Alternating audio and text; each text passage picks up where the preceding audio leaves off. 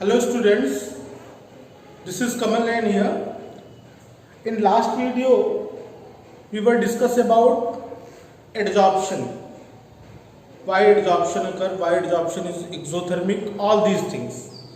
In this video lecture, we will discuss about colloidal solution, colloids.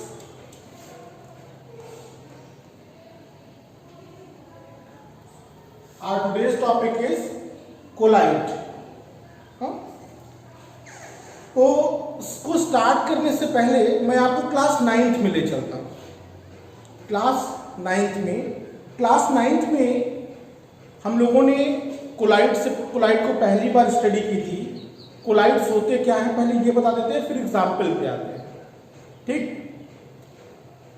तो हमने पढ़ा था mixture.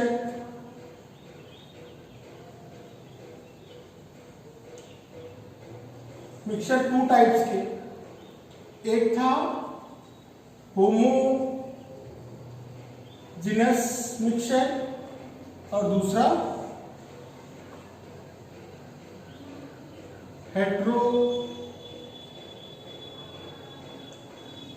Heterogeneous mixture.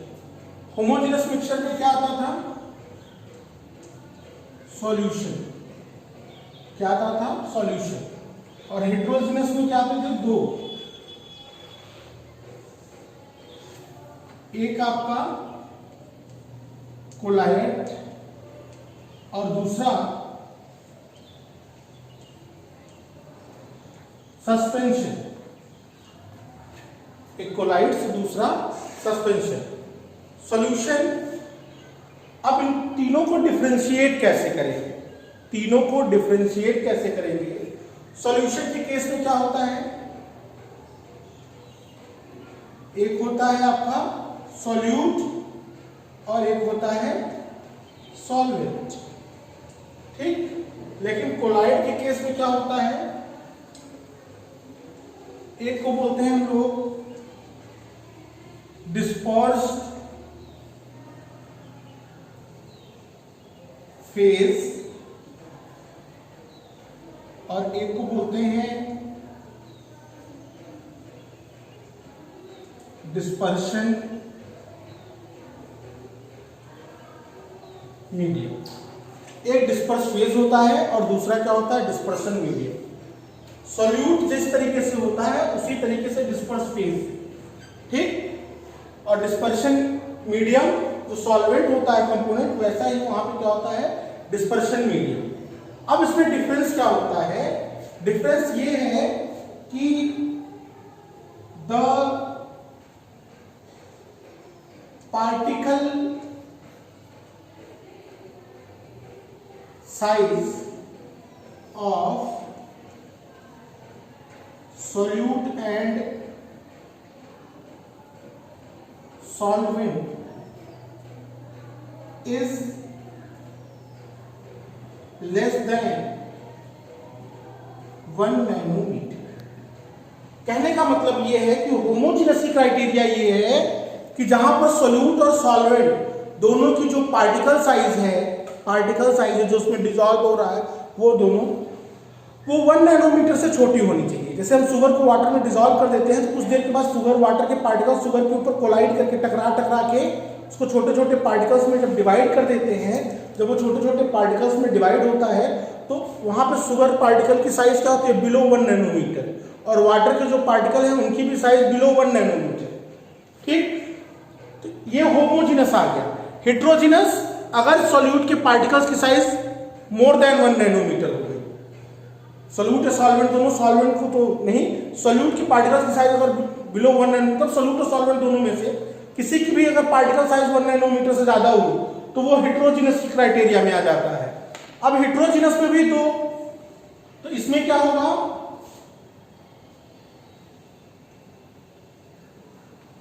The particle size of dispersed phase and dispersion medium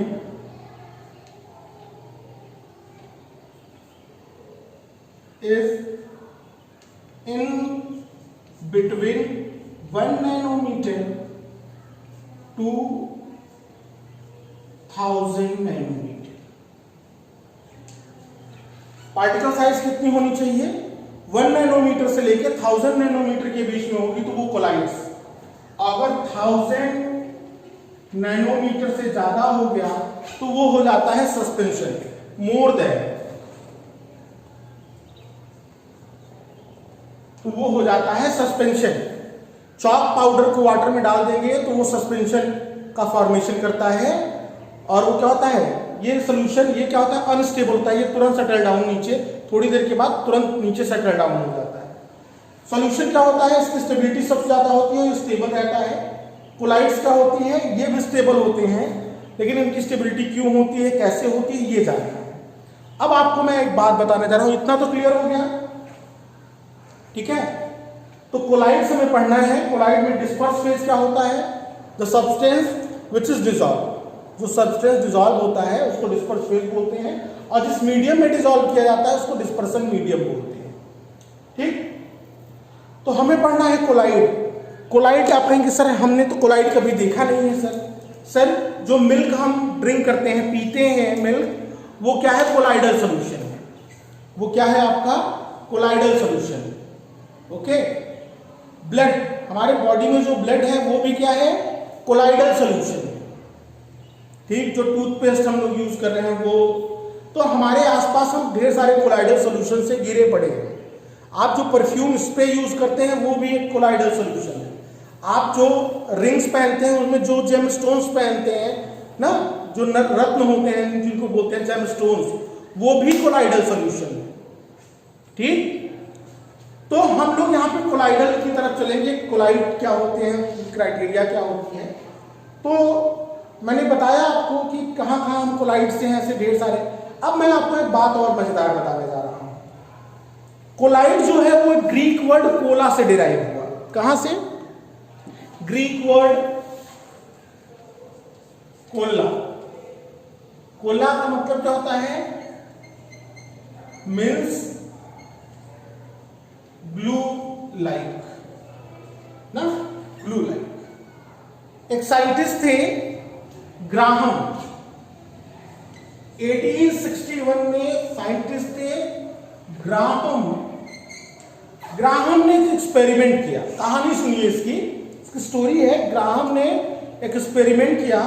उन्होंने semi permeable membrane ली। क्या लिया, semi permeable membrane लिया, और उन्होंने जो सब्सटेंस थे, जितने भी उनको सब्सटेंस मिले, जैसे NaCl, कॉपर सल्फेट, ये सारे सब्सटेंस मिले, स्टार्च पाउडर, रबर होता है, जो रबर का लेटेक्स आता है, वो सारी चीजें उन्होंने ली और उसका वाटर में डिसॉल्व करके सॉल्यूशन बनाया, और उस सेमी परमिएबल मेम्ब्रेन के थ्रू उसको पास कराने लगे। तो उन्होंने ये देखा कि जो कुछ ऐसे सब्सटेंस थे जो उसको पूरा क्रॉस कर जाते थे, कुछ ऐसे सब्सटेंस जो पूरे के पूरे क्रॉस नहीं होते थे ना, वो पूरा छन नहीं पाता था। सिंपल सी भाषा में बोले तो वो छन नहीं पाता था पूरा। जैसे NaCl के सॉल्यूशन को डाल दिया, वाटर में NaCl डाला, उसको डाल देते थे उस सेमी पर, तो वो पूरा का पूरा धीरे धीरे उस तरफ निकल जाता था। लेकिन अगर स्टार्च के सॉल्यूशन को उन्होंने डाल दिया उसके ऊपर, तो वो उस पार पूरा का पूरा सॉल्यूशन उस पार नहीं जाता था। उसमें से जो वाटर रहता था वो तो क्रॉस हो जाता था, लेकिन जो स्टार्च होती थी वो क्रॉस नहीं हो पाती थी। सेमी परमिएबल मेम्ब्रेन क्या होता है, मैंने रिवर्स ऑस्मोसिस के टॉपिक में डिस्कस किया हुआ है। ऐसी मेम्ब्रेन जो उसको सॉल्वेंट के पार्टिकल को अलाउ करती है, ठीक। लेकिन कब, वो जब हेट्रोजीनस हो, किस कैसे हो, हेट्रोजीनस हो या होमोजीनस भी में भी करता है, वो डिपेंड करता है कि हम किस टाइप के प्रैक्टिकल को करना चाहते हैं। इतना फंडा क्लियर है आपका। तो ग्राहम ने क्या किया, सब्सटेंस को दो कैटेगरी में डिवाइड कर दिया। एक ऐसे जो क्रॉस हो जा रहे थे, एक ऐसे जो नहीं हो रहे थे। तो उन्होंने दो कैटेगरी जो बनाई, वो बनाई, एक को बोला उन्होंने क्रिस्टलॉइड्स और दूसरे को बोला कोलाइड्स। जो सॉल्यूशन का फॉर्मेशन करते थे, जो ट्रू सॉल्यूशन का फॉर्मेशन करते थे, दे आर कॉल्ड क्रिस्टलॉइड्स।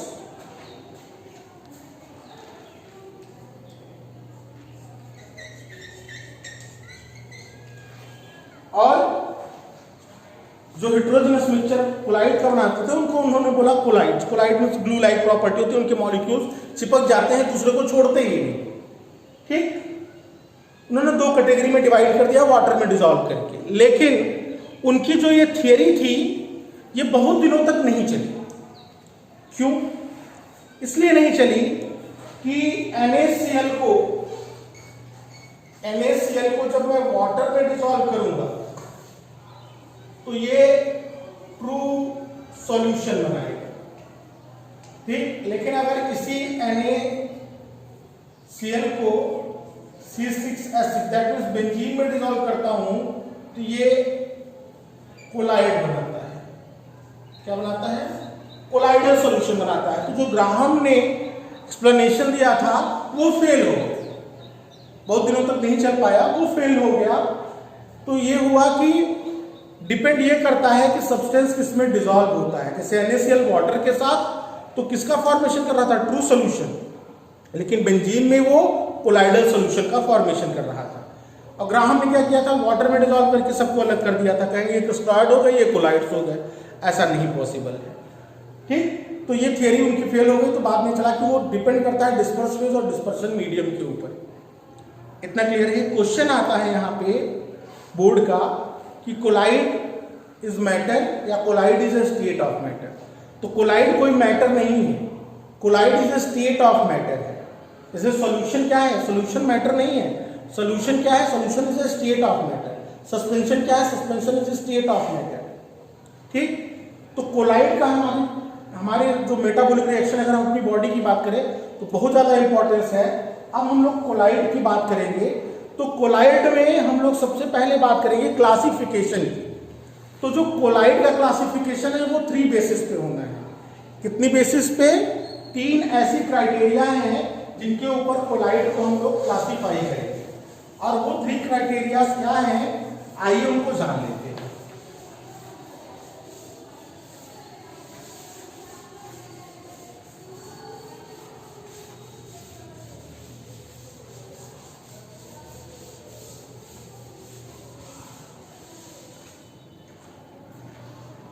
ठीक है, तो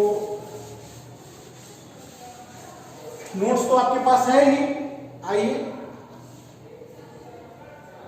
क्लासिफिकेशन ऑफ कोलॉइड्स, ठीक। तो फर्स्ट क्लासिफिकेशन होगा on the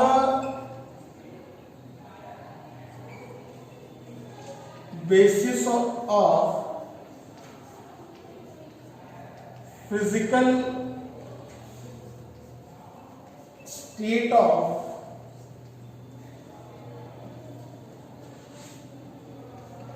dispersed phase and dispersion medium। मतलब जो डिस्पर्स फेज और डिस्पर्शन मीडियम है उसकी बेसिस पे क्लासिफिकेशन होगा। सेकंड क्लासिफिकेशन होगा, अभी मैं पहले को एक्सप्लेन करूंगा इसलिए मैं सेकंड यहां पे कर रहा हूं। सेकंड जो क्लासिफिकेशन होगा on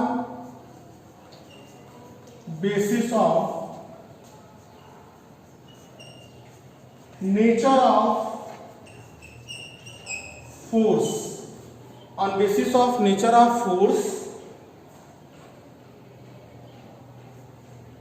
between disperse phase and dispersion medium. मैं डिस्पर्स फेज और डिस्पर्शन मीडियम को DPDM लिखूंगा, राइट करेंगे, ठीक है। एंड थर्ड है on basis of particle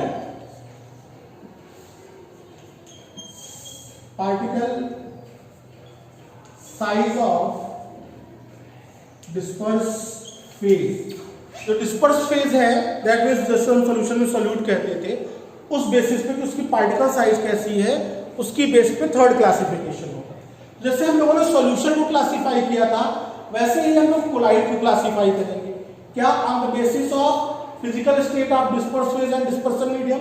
solution को भी किया था तो वो 9 टाइप्स का होता, ये 8 टाइप्स का होता है। ये कितने टाइप्स के होते हैं? 8 टाइप्स के। तो आइए हम टेबल एक आपके लिए ड्रॉ करते हैं।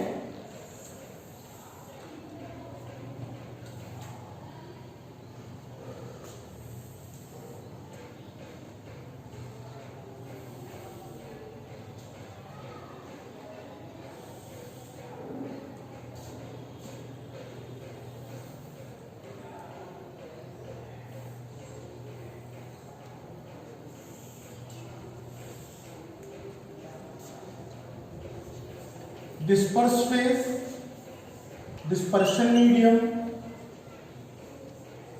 Type of colloid and example. ठीक है, ये टेबल आपको लर्न करना है, मोस्ट इंपॉर्टेंट। अक्सर इससे क्वेश्चन आते हैं, 1 मार्क्स से क्वेश्चन यहां से बहुत आते हैं, तो ये टेबल आपको लर्न करके रखना है। चले, सॉलिड, सॉलिड, सॉलिड और सॉलिड, डिस्पर्स फेज भी सॉलिड और डिस्पर्शन मीडियम भी सॉलिड। टाइप ऑफ कोलाइड क्या होगा, इसको बोलते हैं सॉलिड सॉल। ठीक, इसका एग्जांपल जेम स्टोन। आप और एग्जांपल एनसीईआरटी से ले सकते हैं। लिक्विड सॉलिड और गैस सॉलिड। लिक्विड सॉलिड को क्या बोलते हैं? हाँ जी, लिक्विड सॉलिड को क्या बोलते हैं? जेल। गैस सॉलिड को क्या बोलते हैं? लिक्विड सॉलिड को क्या बोलते हैं? जेल। गैस सॉलिड को क्या बोलते हैं? Solid foam. क्या बोलते हैं? Solid foam. ठीक है, एग्जाम्पल, इनका एग्जाम्पल क्या होगा?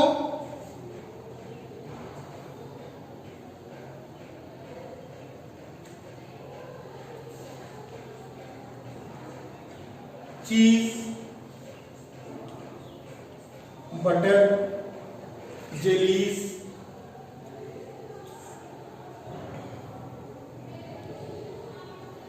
इसका एग्जाम्पल प्यूमिक स्टोन। ठीक, अब आइए सॉलिड लिक्विड।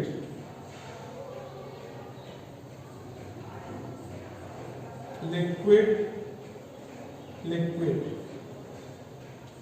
और गैस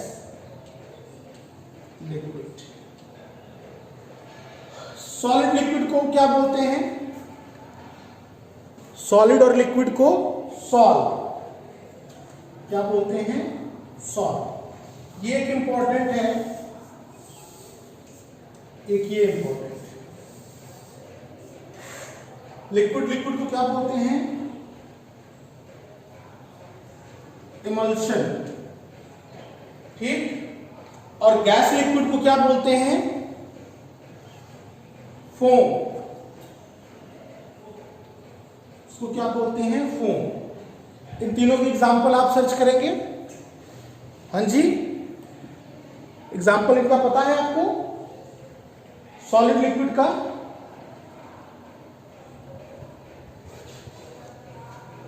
पेन,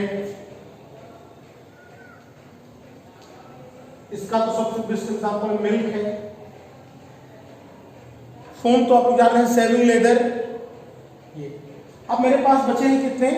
2 और बचे हैं, 6 हो गए। टोटल 8 टाइप्स के होते हैं। तो अब जो बचे हुए हैं आइए उनको कर देते हैं। Gas solid, gas liquid. Gas solid and gas liquid. Gas solid को क्या बोला? गैस लिक्विड, इसको बोलते हैं सॉलिड फोम। क्या बोलते हैं? Solid foam. गैस लिक्विड को क्या बोलते हैं?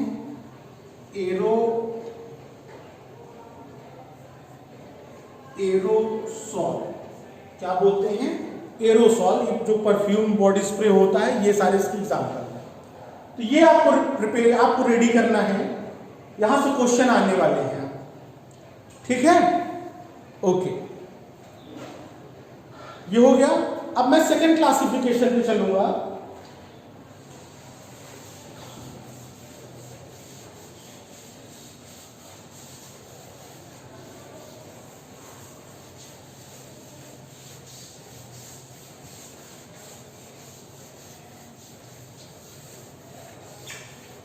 इसके एग्जाम्पल रेडी कर लीजिएगा सर। ठीक, सेकेंड एग्जाम्पल, सेकेंड क्या है, on the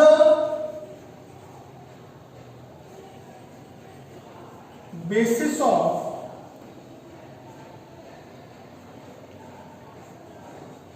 nature of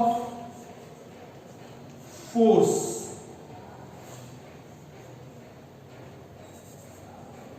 between dispersed phase and dispersion medium। ठीक है, on this basis colloidal solution are of two types। कितने टाइप्स के होते हैं,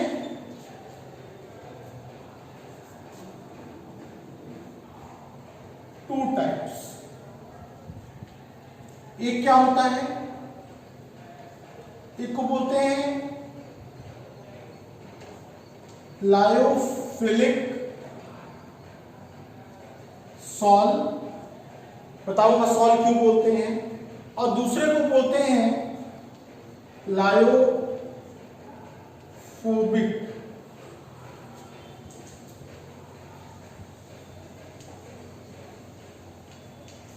एक को लायोफिलिक बोलते हैं, एक को लायोफोबिक बोलते हैं। आइए, लायोफिलिक क्या होता है, लायो means liquid and philic means loving. ऐसा कोलाइडल सॉल, यहां पे सॉलिड और लिक्विड को डिस्कस करते हैं, इसलिए यहां पे हम लोग सॉल ही बोलते हैं। ऐसा कोलाइडल सॉल जो लिक्विड लविंग, लिक्विड लविंग मतलब जो डिस्पर्शन मीडियम है, जो डिस्पर्स फेज है, वो डिस्पर्शन मीडियम के साथ इजीली मिक्स हो जाए। ऐसा कब होता है, जब फोर्सेस सिमिलर होते हैं। लाइक इज ऑल लाइक की जो थियरी पढ़ी थी, तो लाइक फोर्सेस रहते हैं तो ऐसा होता है। ठीक, लिक्विड लविंग।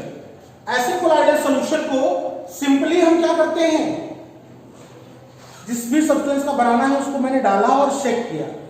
बहुत होता है कभी कभी थोड़ा सा वार्म करना पड़ता है, कोलाइडल सॉल्यूशन बन के रेडी हो जाता है, तो 0.1 0.2 ऐसे को बोलते हैं लायोफोबिक। आइए, लायोफिलिक, तो it is prepared by simply mixing dispersed phase and dispersion medium। dispersed phase और dispersion medium को जो यूं मिलाया, शेक किया, ये बन गया। ये रिवर्सिबल नेचर का होता है। रिवर्सिबल नेचर कहने का मतलब क्या है कि अगर आपने कोलाइडल सॉल्यूशन को रख दिया और वो ड्राई हो गया, मतलब सूख गया ना, उसमें जो लिक्विड था वो इवापोरेट हो गया, तो आप क्या करिए, आप फिर से लिक्विड डालिए, फिर से उसको शेक करिए, वो बन के तैयार। ठीक, वो क्या हुआ, बन के तैयार हो जाता है। तो इसलिए ये किस नेचर का होता है, रिवर्सिबल नेचर।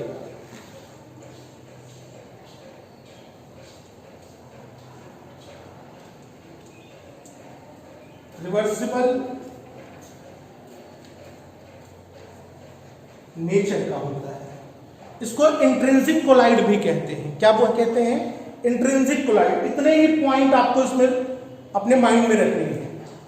ठीक, तो क्या कहेंगे, those colloidal solution which are liquid loving, या those colloidal sol which is prepared by simply mixing disperse phase and dispersion medium together is known as lyophilic sol. Lyophilic means liquid loving solve। okay, it is reversible in nature, that means if it dried somehow, again we mix the dispersion medium and second we found a colloidal solution। फिर से वो colloidal solution आपका again बनके तैयार हो जाए।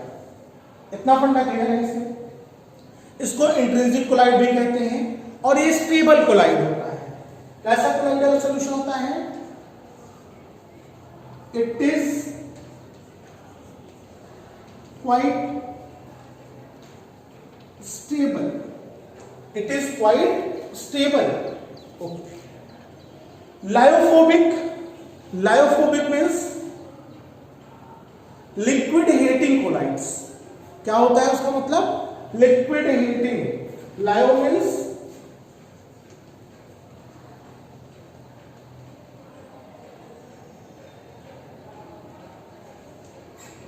Liquid hating colloids. Okay, ये क्या होता है, इनको सिंपली हम शेक करके नहीं बना सकते। They are prepared by special method. Point 1, point 2,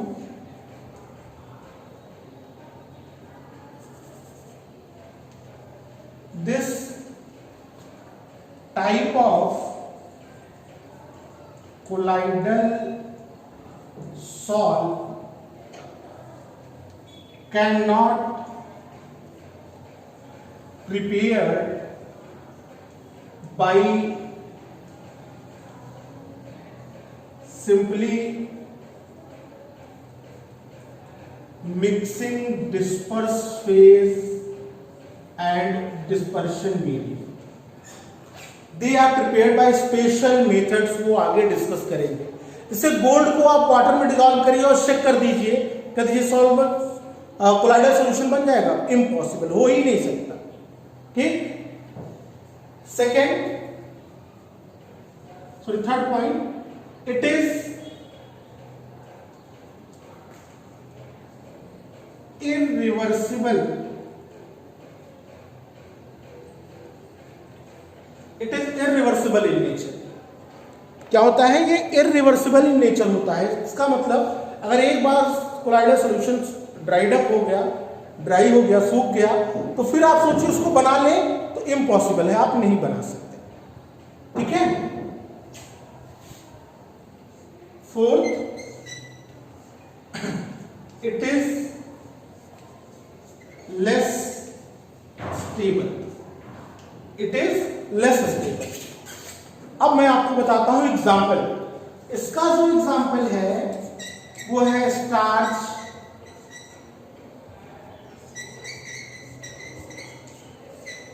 gum, gelatin, rubber, इन सबको जब मिक्स करते हैं तो आपका लायोफिलिक बनता है। लायोफोबिक में मेटल्स एंड मेटल सल्फाइड्स। दो एग्जाम्पल याद रखिए, metal like iron, copper, nickel, ये इनका, और मेटल सल्फाइड्स। मेटल सल्फाइड्स जो सॉल्व होते हैं वो होते हैं लायोफोबिक में। इतना फंडा क्लियर है? और सारा ये सब कुछ होता है किसके ऊपर है? जो फोर्स डिस्पर्स फेज और डिस्पर्शन मीडियम के बीच में लग रहे हैं उनकी बेसिस। इतना क्लियर? अब मैं थर्ड क्लासिफिकेशन पे चलने वाला हूं। आपके लिए एडवाइस है कि आप एनसीईआरटी लेके बैठे। जो थर्ड क्लासिफिकेशन था वो था on the basis of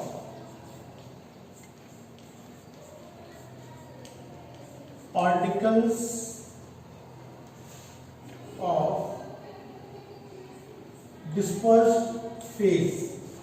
dispersed phase के पार्टिकल कैसे हैं उसकी बेसिस पे क्लासिफिकेशन करना है। On that basis colloidal solution are of three types. The first one is multimolecular. Multimolecular colloids. The second one is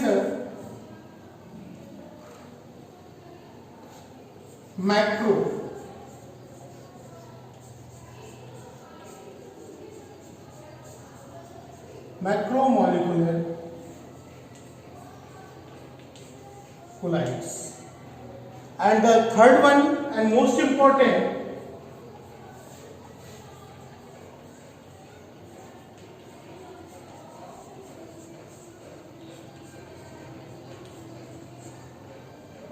associated colloids. Okay, तो यहां पे तीन टाइप जो हैं, एक है मल्टी मॉलिक्यूलर कोलाइड, एक है मैक्रोमोलिकुलर और एक है एसोसिएटेड। मल्टी मीन्स मेनी, ढेर सारे। इनमें क्या होता है, जो पार्टिकल की एक्चुअल जो साइज होती है वो बिलो 1 नैनोमीटर होती है, लेकिन ऐसे नियर अबाउट 100, 200, 300, 1000 पार्टिकल्स एग्रीगेट हो जाते हैं। मतलब छोटे छोटे पार्टिकल्स जो सॉल्यूशन रेंज में थे ठीक है, वो क्या होते हैं, एग्रीगेट हो जाते हैं, इकट्ठा होने लगते हैं और एक बिगर पार्टिकल बनाते हैं। ये इनकी साइज क्या है, बिलो 1 नैनोमीटर। एक्चुअल साइज क्या होती है,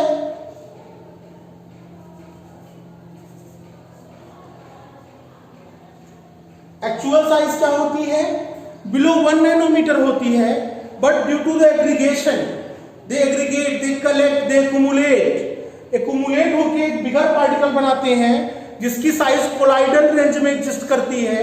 ऐसे कोलाइडल सॉल्व को क्या कहते हैं, मल्टी मॉलिक्यूलर कोलाइड। क्या बोलते हैं, मल्टी मॉलिक्यूलर कोलाइड। तो आप क्या कहेंगे, the colloidal solution which is form by mixing a disperse phase and dispersion medium in which the actual size of disperse phase particles below 1 nanometer, but due to the aggregation of 100 or 1000 molecules, 100 or 1000 molecules form a bigger particle which lie between the colloidal range। मतलब ऐसा colloidal solution जिसमें particles की disperse phase के particle की actual size below 1 nanometre हो, लेकिन वो aggregate होके लगभग 100,000 मॉलिक्यूल्स एग्रीगेट होके एक बिगर पार्टिकल का फॉर्मेशन करते हैं और वो पार्टिकल किस रेंज में आता है, colloidal range. That means 1 nanometre to 1000 nanometre के रेंज में आता है। ऐसे कोलाइडल सॉल्यूशन को क्या कहते हैं, मल्टी मॉलिक्यूलर कोलाइड। क्लियर। इसका एग्जाम्पल है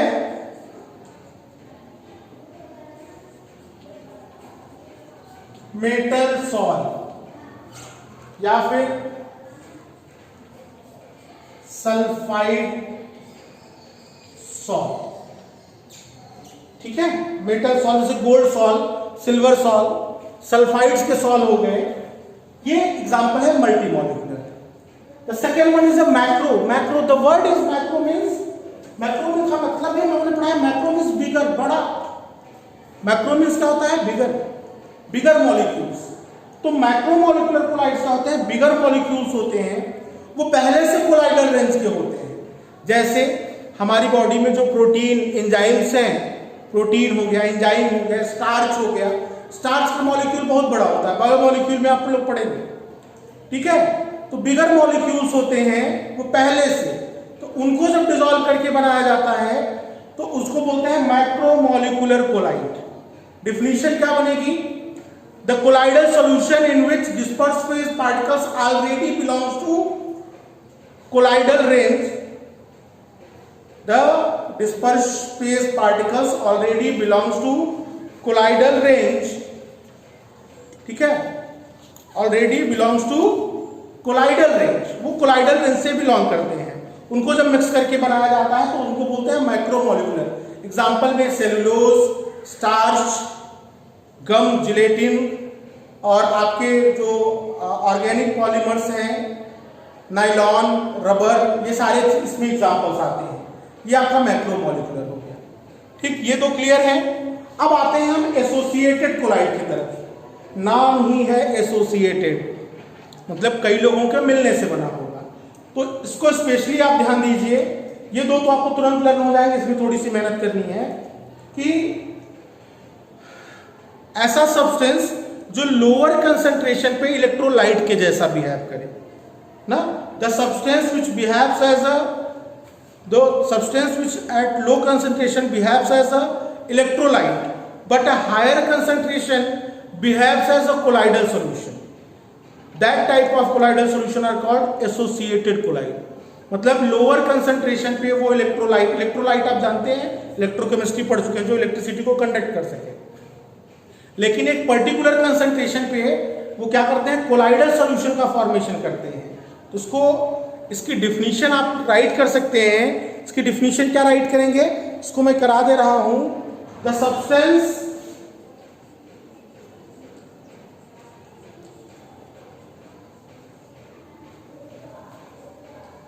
which behaves as electrolyte at low concentration but at higher concentration behave as colloid due to the formation of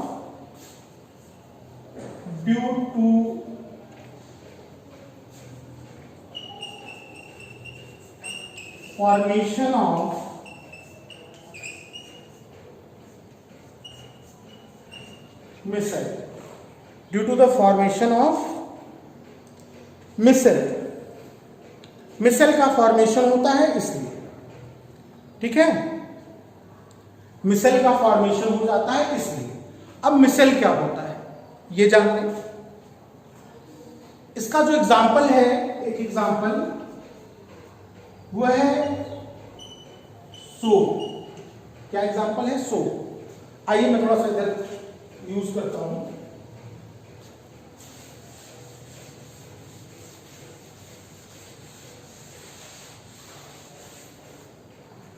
मैं एक सोप का फॉर्मूला लिख रहा हूं, C17H35 COON, सोडियम पॉलीमेटेट। तो ये क्या है? ये हाइड्रोकार्बन चेन, COO माइनस और Ne प्लस, ठीक। ये क्या है आपकी? ये है हाइड्रोकार्बन, ये हाइड्रोकार्बन चेन है। और ये जो है ये नॉन आयनिक है। क्या है? नॉन आयनिक पार्ट है। और ये क्या है आपका? आयनिक पार्ट है, ठीक है। जो नॉन आयनिक पार्ट है ये होती है हाइड्रोफोबिक। अभी इस पे हम लोग डिस्कशन करेंगे। ये क्या होती है? हाइड्रोफिलिक। जब इसको हम लोग वाटर में डिसॉल्व करते हैं, वाटर में डिसॉल्व करने पे लोअर कंसंट्रेशन पे तो अलग अलग रहेंगे, लेकिन एक हायर कंसंट्रेशन पे जब आएंगे तो क्या करते हैं? एक स्फेरिकल अरेंजमेंट बनाते हैं। क्या बनाते हैं? स्फेरिकल अरेंजमेंट, जिसमें हाइड्रोकार्बन पार्ट अंदर की तरफ, जो ये आयनिक पार्ट है वो सरफेस, जैसे फुटबॉल है, फुटबॉल के सरफेस पे ये आयनिक पार्ट पाया जाता है और उसके सेंटर की तरफ ये हाइड्रोकार्बन पार्ट। तो ये जो अरेंजमेंट होती है स्फेरिकल अरेंजमेंट, उसी को मिसेल बोलते हैं। उसको क्या बोलते हैं हम लोग? मिसेल बोलते हैं।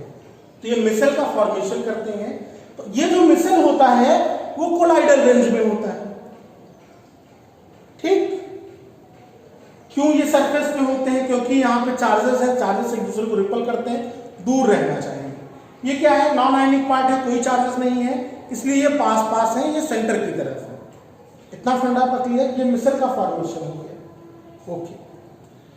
तो इसलिए ये एसोसिएटेड का काम कर रहा है, ठीक। अब आगे आइए, आगे चलते हैं। तो यहां पर दो डिफिनीशन आपको पढ़नी है। एक पढ़नी है क्रिटिकल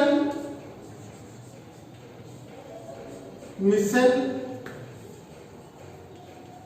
कंसंट्रेशन, शॉर्टकट में सीएमसी, शॉर्टकट में CMC, critical micelle concentration. Critical micelle concentration क्या होती है? द कंसंट्रेशन अबव विच, याद रखिएगा, इंपॉर्टेंट है, the concentration above which formation of micelle takes place, the concentration above which formation of micelle takes place is known as critical micelle concentration. एक और है, उसको हम लोग बोलते हैं Krafft temperature, Krafft temperature, show करते हैं टीके ना। ये क्या होता है? The temperature above which formation of micelle takes place, the temperature above which formation of micelle takes place is known as craft temperature. तो मैंने आपको तीन बताया, मल्टीमॉलिक्यूलर, मैक्रोमॉलिक्यूलर एंड एसोसिएटेड। ये मैंने बता दिया एसोसिएटेड में क्या होता है, उसका एक एग्जांपल में बता दिया। सोप मिसल का फॉर्मेशन होता है। अब आपके एनसीईआरटी में उसने टॉपिक दिया हुआ है क्लेंजिंग एक्शन ऑफ सोप। क्या दिया है? Cleansing action of soap. उसको भी कर लेते हैं, फिर आगे चलते हैं। तो अब हम लोग डिस्कस करेंगे cleansing action of soap. Soap कपड़ों को कैसे साफ करता है या हमारी बॉडी पे कैसे साफ करता है, हमें फ्रेश फ्रेश सा महसूस होता है, कैसे ये सब होता है ये जानने की कोशिश करेंगे। तो मैंने एक सोप का फॉर्मूला लिखा था C70H35COON। इसका नाम तो आप लोग सर्च कर लीजिएगा। जब इसको बनाएंगे, ये मैं कार्बन हाइड्रोजन, ये तो कंडेंस में आप लोग जानते ही हैं, COO -Na+। इसको बोलते हैं हेड और इसको बोलते हैं टेल। ठीक, ये जो पार्ट है ये क्या है? नॉन आयनिक पार्ट है। और ये कैसा पार्ट है? आयनिक पार्ट है। ठीक, ये क्या होता है? हाइड्रोफिलिक नेचर का होता है, मतलब ये वाटर के साथ बॉन्ड बना लेता है, वाटर में ये डिसॉल्व हो जाता है। ये हाइड्रोफोबिक होता है।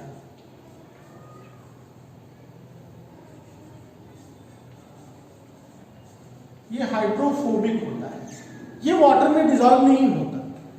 ठीक, अब जब ये मिसल का फॉर्मेशन इस तरीके से कर लेता है क्रिटिकल मिसल कंसंट्रेशन के ऊपर, तो यहां पे क्या होते हैं? Negative charges.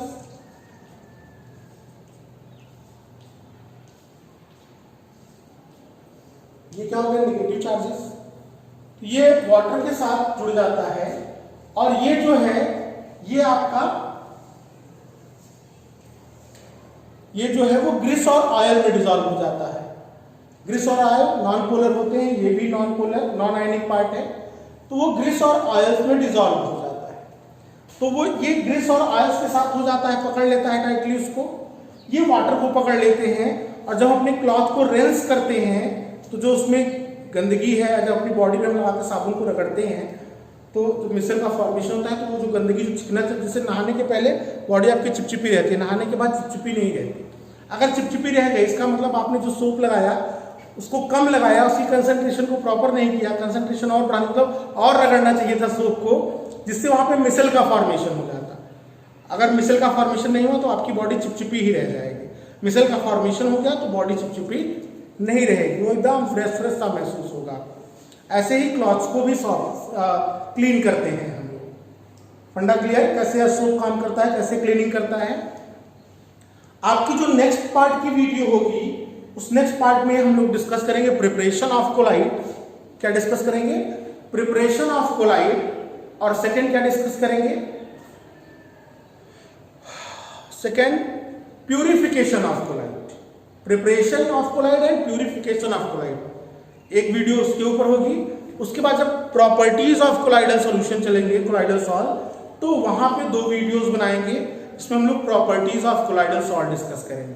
हो सकता है 3 वीडियो बन जाए, तो कोशिश रहेगी कि जल्द से जल्द ये चैप्टर आपको करें। इसकी नोट्स आपने कर ली है और जो आपको प्रैक्टिस क्वेश्चन दिए जा रहे हैं उसको करके सॉल्व करके आप सबमिट करें। ठीक, जिस दिन आपको डे दिया जा रहा है उस दिन पे आप सबमिट करें उसको।